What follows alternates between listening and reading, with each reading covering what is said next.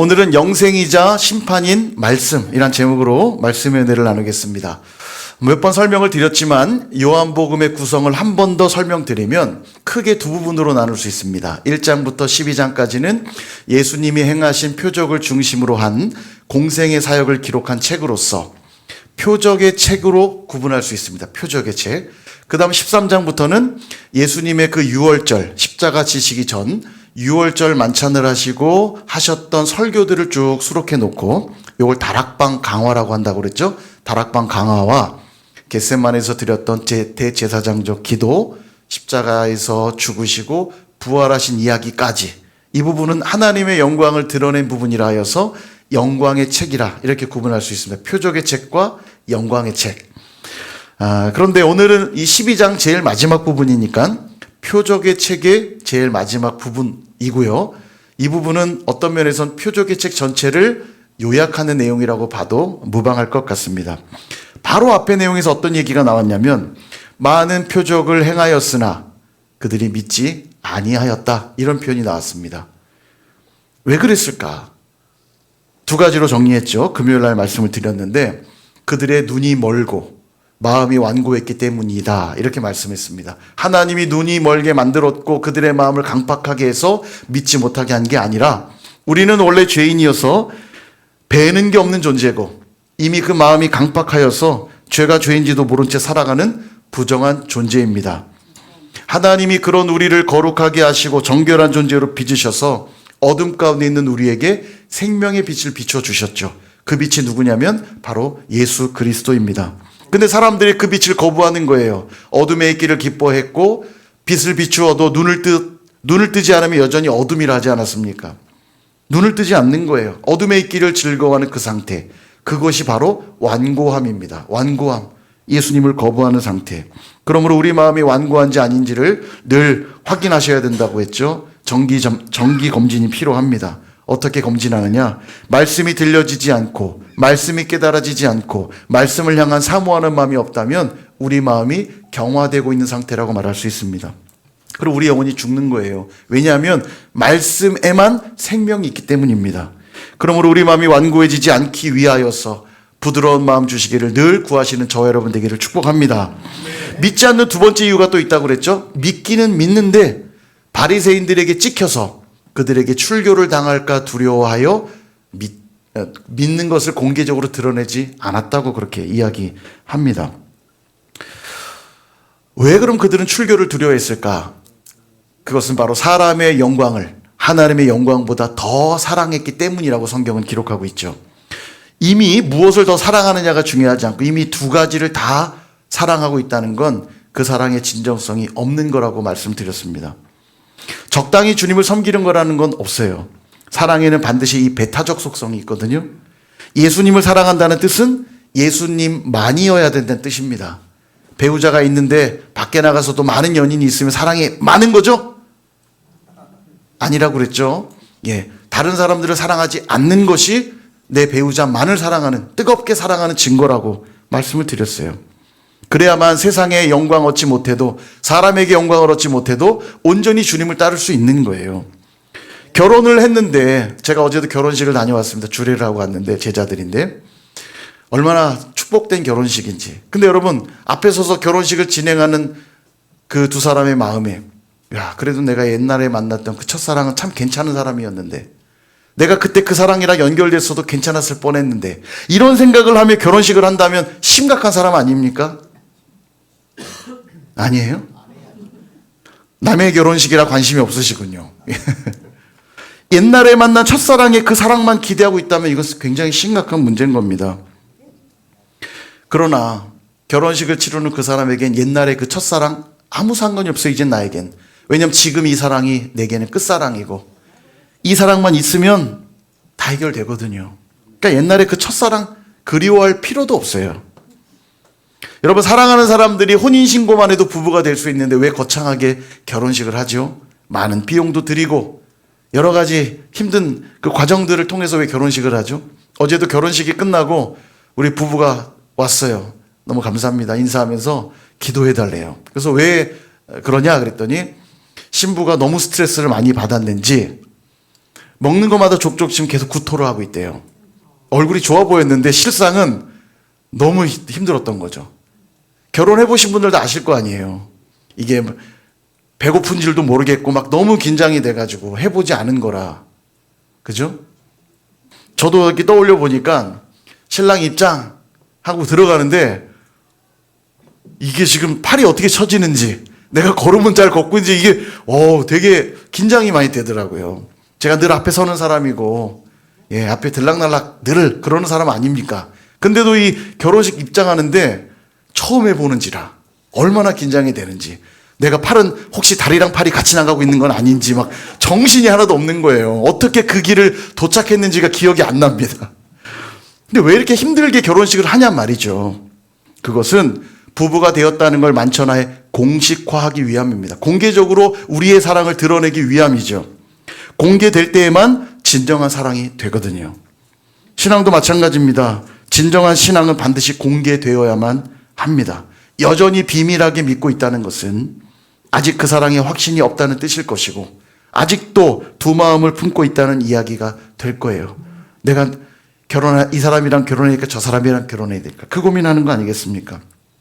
제가 예전에 음악치료사로, 청년 시절에 음악치료사로 활동할 때 고대 구로병원 폐쇄병동에 음악치료를 다닐 때인데, 그룹치료를 이렇게 하는데 한 아가씨가 저한테 엄청 찝적대는 거예요. 그랬겠죠. 뭐 노래도 잘하죠. 인물도 뭐 괜찮죠.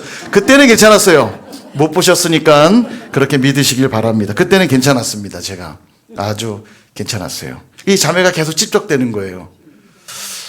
그러자 이 슈퍼바이저 선생님이 다음 주에 올 때는 꼭 손가락에 아무 반지나 좋으니까 반지 하나 꼭 끼고 오세요. 이렇게 말하더라고요. 그 다음 주가 돼서 제가 반지를 아무거나 하나 끼고 왔는데 세상에 남도 이런 남이 없어요. 쳐다보지도 않더라고요. 이 반지를 본 거예요. 그런 겁니다, 여러분. 바람을 피려면 유부남, 유부녀란 사실을 감추어야만 됩니다. 결혼 반지도 빼야 되고 결혼했다는 사실들을 숨겨야만 바람 필 수 있는 거 아니겠어요? 그래야 집에 가서는 배우자에게 사랑받고 밖에 나가서는 다른 이성들에게 관심받고 사랑받는 거 아닙니까? 세상의 영광도 놓을 수 없고 사람의 영광도 놓을 수 없고 하나님의 영광도 놓을 수 없으니까 비밀이 믿는 겁니다. 우리의 신앙이 바른 신앙 되려면 하나님의 영광만을 사랑해야 되고, 그 사랑은 반드시 공개적으로 드러날 때 그것이 진짜 신앙 고백이 되는 겁니다. 오늘 본문에 공개적으로 이처럼 믿기를 두려워하고 있는 자들에게 예수님이 말씀하세요. 44절 앞부분에 이렇게 얘기하죠. 예수께서 외쳐 이르시되, 예수님이 외쳐서 이르셨대요. 여기 외쳐라고 하는 이 단어 크라조라는 이 헬라어는 정확하게 직역하면 뜻이 뭐냐면 울부짖다 이런 뜻이에요. 예수님이 울부짖어서 말씀하고 있다는 겁니다. 언제 울부짖죠? 간절할 때 울부짖는 겁니다. 간절할 때. 때로는 이 울부짖음 자체가 강력한 메시지가 되기도 해요. 길 한복판에 아무도 없는데 어린아이가 혼자서 막 울부짖고 있다면 그 아이가 뭐라고 지금 말하는 걸까요? 뭐 엄마 도와주세요. 나도 위기에 처해 있어요. 이런 부르짖음 아니겠어요? 도와주세요라는 말보다 더 강력한 메시지가 되는 겁니다. 울부짖을 때. 근데 저쪽 옆 골목에서 어떤 멀쩡한 성인 여성이 막 울부짖고 있다면 그 여인은 뭐라고 외치고 있는 걸까요? 뭐 도와달라. 우리 아이가 어디 있느냐. 사랑하는 우리 자녀를 찾고 있는 부르짖음 아니겠어요? 단순히 찾는 것보다 훨씬 강력한 메시지가 되는 겁니다.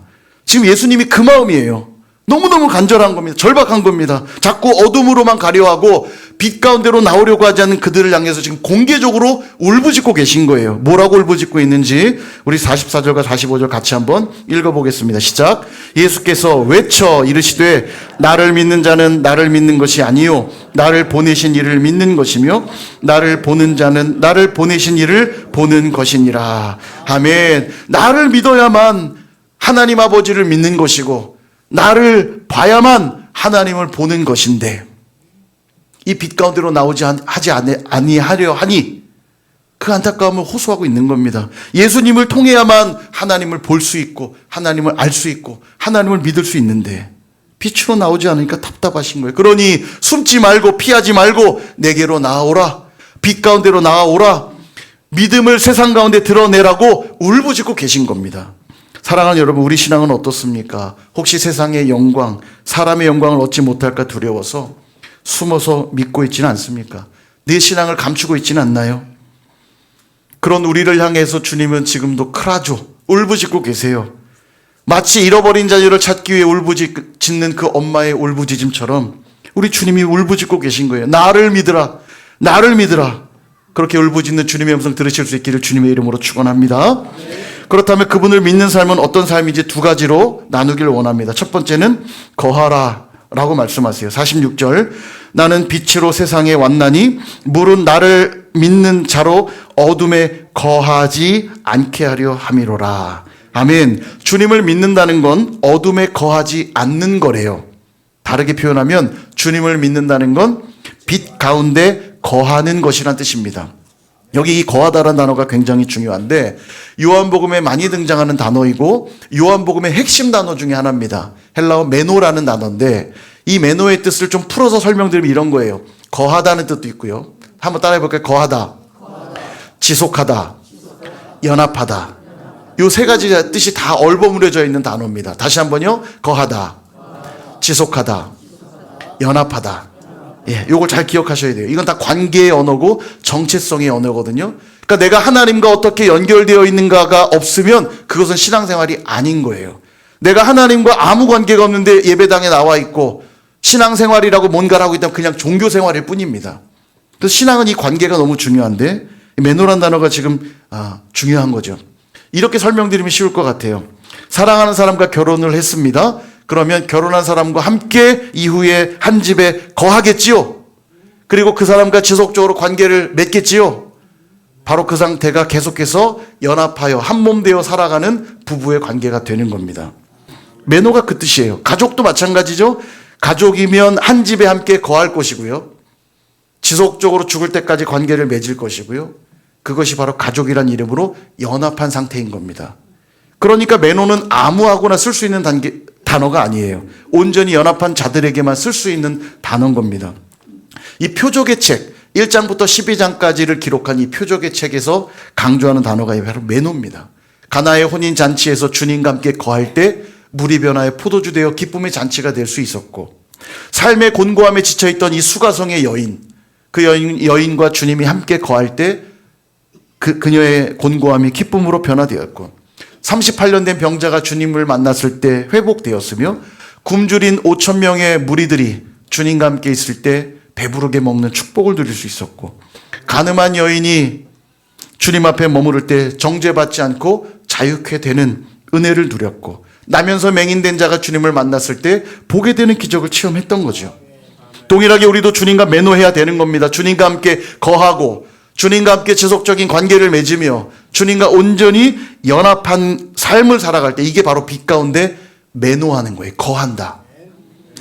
두 번째 교훈. 그렇다면 매너, 이 거하는 삶은 무엇인가 좀 더 구체적으로 살펴본다면 바로 말씀을 지키는 삶을 말합니다. 47절과 48절 우리 같이 한번 읽어보겠습니다. 시작. 사람이 내 말을 듣고 지키지 아니할지라도 심판하려 함이 아니요 세상을 구원하려 함이로라. 나를 저버리고 내 말을 받지 아니하는 자를 심판할 이가 있으니 곧 내가 한 그 말이 마지막 날에 그를 심판하리라. 아멘. 내 말을 듣고 지키지 않으면 심판을 받는데요. 그럼 주님은 심판하기 위해 오셨는가? 아니요. 반대입니다. 우리를 구원하러 오셨대요. 무슨 얘기냐면 우리는 심판받을까 구원받을까를 선택하는 위치에 있지 않고 우리는 원래 죄로 인해 당연히 심판받는 자리에 있었던 자들입니다. 그런 우리를 구원하시려고 말씀이신 그분이 육신을 입고 이 땅에 오신 거예요. 그리고 우리에게 말씀하시며 너희가 내 말을 지키기만 하면, 듣기만 하면, 순종하기만 하면 구원을 얻게 될 거라고 말씀하는 겁니다. 그러니까 만약 그 말을 듣고도 지키지 않으면 원래 놓여있던 그 자리 그대로 심판을 받는 것이고, 만약 그 말을 듣고 순종하면 구원을 받게 되는 거예요. 당연한 얘기죠. 어떤 사람이 길을 걷습니다. 그 길 끝에는 낭떠러지가 있어요. 계속 그 길을 가면 죽습니다. 그럼 아직 떨어져 죽지 않았어도 그 길을 걷고 있는 이상 그는 죽은 것과 다름이 아닌 겁니다. 근데 주님이 뒤에서 말씀하시는 거예요. 그 길로 계속 걸으면 죽게 되니 돌이켜서 이리로 돌아오라. 누구든지 그 말을 듣고 돌이키기만 하면 구원을 얻는 것이겠지만 만약 그 말을 무시하고 계속 걸으면 어떻게 됩니까? 떨어져 죽겠지요. 떨어져 죽겠지요? 예. 오늘 무슨 일 있으셨지요? 마음을 여시기 바랍니다. 예. 그럼 무엇이 그를 심판한 겁니까? 그 길로 가면 죽는다는 그 말 그대로 심판을 받는 거예요. 반대로 생명을 얻었다면 무엇이 그로 하여금 생명을 얻게 만든 겁니까? 돌이켜 돌아오면 살 거라고 한 그 말이 그로 구원을 얻게 만드는 거죠. 그러므로 여러분, 말씀을 지키는 삶이야말로 진정한 매노인 겁니다. 주님 안에 거하는 것이고, 주님과 지속적으로 관계를 맺는 것이고, 주님과 연합한 상태에 있는 거예요.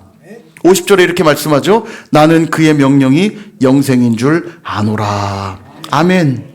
우리에게 복 주시고 영생을 주시는 게 무엇입니까? 그의 명령이래요. 즉 하나님의 말씀인 겁니다.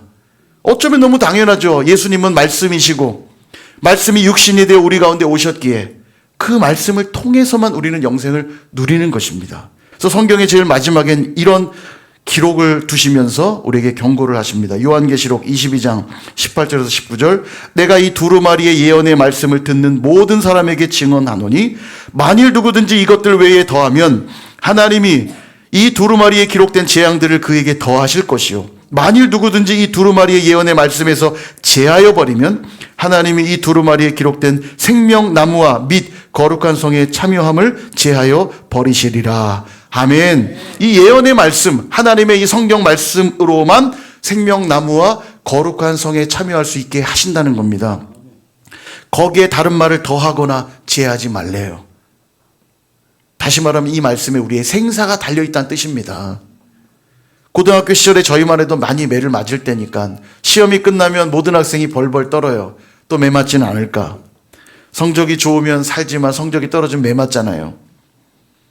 그러니 시험이 끝나면 모든 학생들이 집중하는 게 있습니다. 바로 선생님의 입을 주목하죠. 구원의 메시지가 선포될 것인가, 심판의 메시지가 선포될 것인가, 그 모든 게 그 선생님 입에 달려 있거든요. 만약 이번 한번 내가 용서하겠다는 말이 선언되면 구원의 환호와 기쁨이 외쳐지겠지만 너희들 매주 맞자 하면 고통의 신음을 토해낼 수밖에 없는 겁니다. 동일합니다. 오늘도 우리가 주목해야 될 게 있어요. 바로 주님의 말씀이요. 주님이 오늘도 내게 무슨 말씀하는지 성경을 피셔야 되고 성경을 읽으셔야 되고 성경을 묵상하셔야 돼요. 왜냐하면 그 말씀에만 우리의 영생이 약속되어 있기 때문입니다. 여러분, 이 성경은 그냥 교양서적이거나 참고서가 아니에요. 세상을 살아가는 처세술에 도움을 주는 그런 책이 아닙니다. 유일한 생명의 길이라는 걸 반드시 기억하셔야 돼요. 요한복음 15장 5절은 이렇게 말씀합니다. 역시 같이 한번 읽어볼게요. 시작. 나는 포도나무요 너희는 가지라. 그가 내 안에 내가 그 안에 거하면 사람이 열매를 많이 맺나니 나를 떠나서는 너희가 아무것도 할 수 없음이라. 아멘. 예. 이후에 우리 15장 가면 이 말씀도 깊이 살펴보겠지만 너무 중요한 말씀입니다. 주님은 포도나무고 우리는 가지니 포도나무에 붙어 있어야 열매를 달아낼 거 아닙니까? 성경은 말씀의 열매로 알리라. 나중에 여러분 천국 가면 열매 보여드려야 돼요. 열매 없으면 하나님의 자녀로 인정 안 하신대요.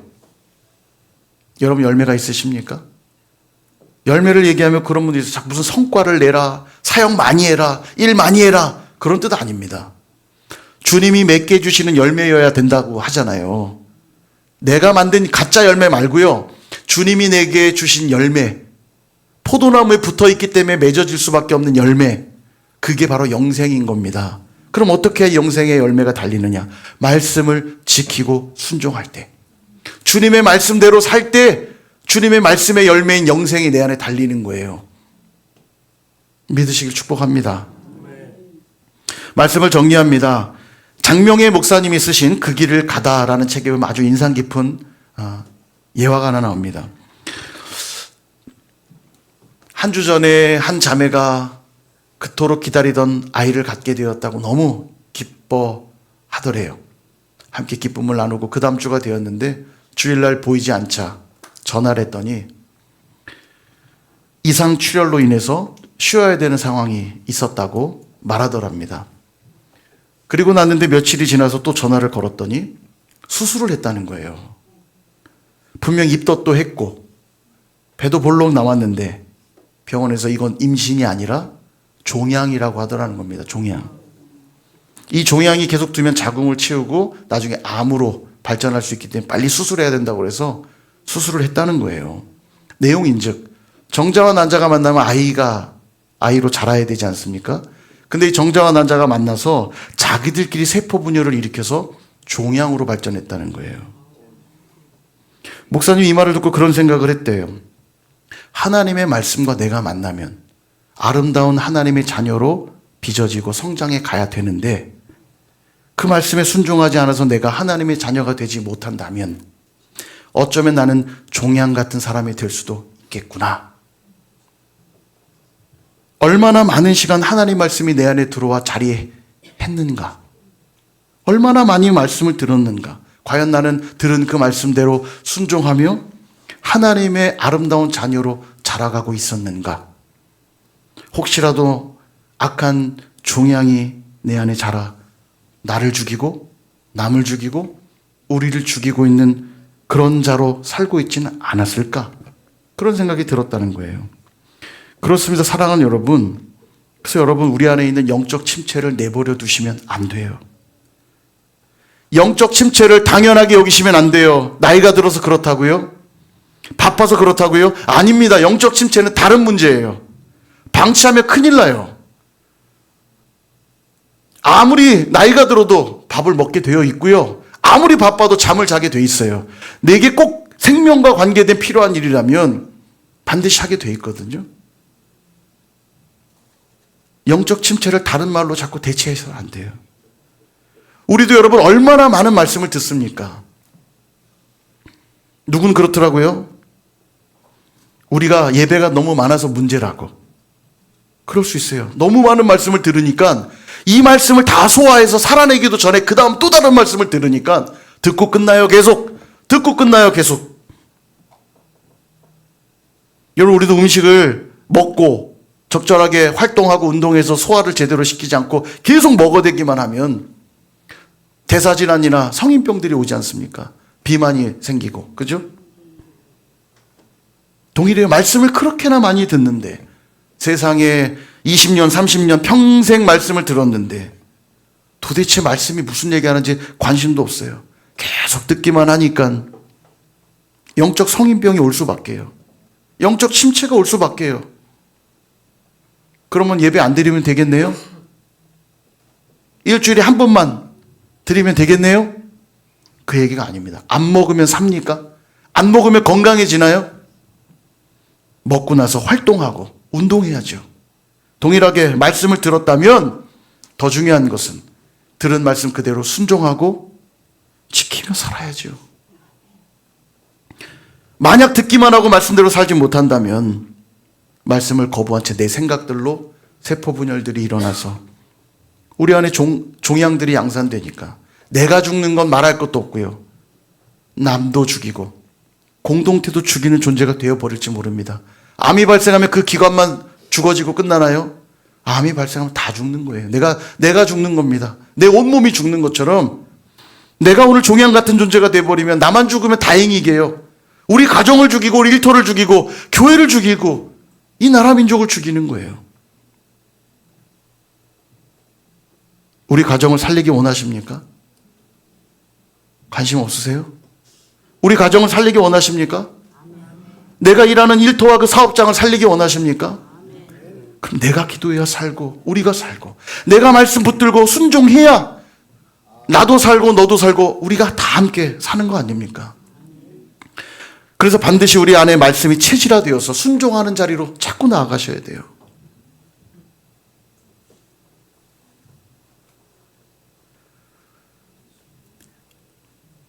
예전에 어려서 냇가에 가면 저희 삼촌들이 멋지게 물에서 수영하는 모습도 그렇게 부럽더라고요. 근데 지금 생각하면 그 삼촌들이 했던 수영은 다 개수영이었습니다. 개수영. 아시죠? 얼굴 내밀고 이렇게. 어쨌든 물에 뜨는 게 신기하니까 참 멋있다 생각했는데 지금 생각하면 이게 뭡니까 이게 개헤엄이. 근데 여러분 왜 개헤엄을 치는지 아세요? 수영을 할 줄 모르니까.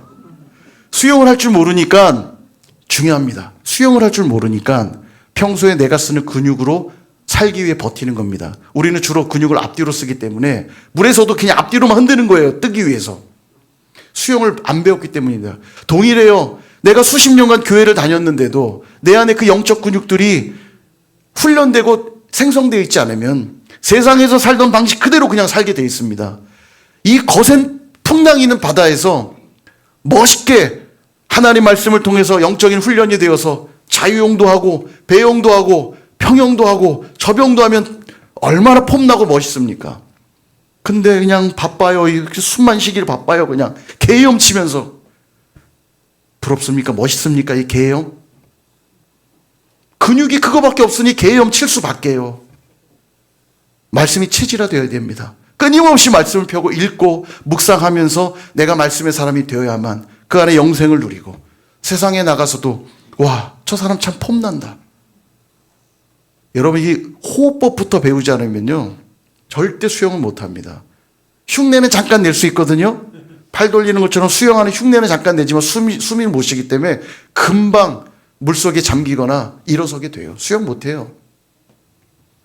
흉내 내서도 안 되는 겁니다. 이 훈련이 되셔야 돼요. 반드시. 말씀이 체질화되어 순종하는 자리로 나가서 그 영적 근육들이 다져져야만 어느 상황에서든지 수영을 할 수 있는 거 아닙니까? 세상 사람들이 그걸 보고 야, 정말 폼나게 사는구나. 멋지게 사는구나. 어떻게 저렇게 고난 속에도 기뻐할 수 있을까? 어떻게 저렇게 어려움 속에서도 기뻐하고 즐거워하며 평안한 삶을 누릴 수 있을까? 그 폼나는 삶을 살아야 되는데 그저 훈련된 거라고 세상에 근육밖에 없으니 예수 믿는다면서도 세상 나가서 개헤엄치고 사는 거예요. 반드시 말씀이 체질화되어 순종하셔야 됩니다. 왜냐하면 그 말씀에만 영생과 심판의 모든 내용이 들어있기 때문이에요. 제자의 많은 무리들이 예수님이 원하는 이야기를 해주시지 않으니까 다 떠났습니다. 그때 예수님이 12제자에게 물어요. 너희들도 떠나려느냐? 그때 베드로가 드렸던 이 고백이 우리의 고백이 될 수 있기를 원합니다. 요한복음 6장 68절 같이 한번 읽겠습니다. 시몬 베드로가 대답하되 주여 영생의 말씀이 주께 있사오니 아멘. 때로는 우리 마음이 완악하여서 주님 말씀을 무시하기도 했고 때로는 믿는다고 하면서도 세상의 영광 사람의 영광 얻고 싶어서 공개적으로 드러나기를 주저했다면 오늘 우리를 향해서 나를 믿으라고 울부짖고 계시는 주님의 음성을 들으실 수 있기를 축복합니다. 그래서 그 말씀으로 주님 안에 거하고 주님과 지속적인 관계를 맺으며 주님과 온전히 연합한 삶을 살아갈 때 심판이 아닌 영생의 삶이 허락될 줄로 믿습니다. 그렇게 영생이자 심판인 그 말씀을 온전히 믿고 순종하여 살아가는 저와 여러분 다 되시기를 주님의 이름으로 축원합니다.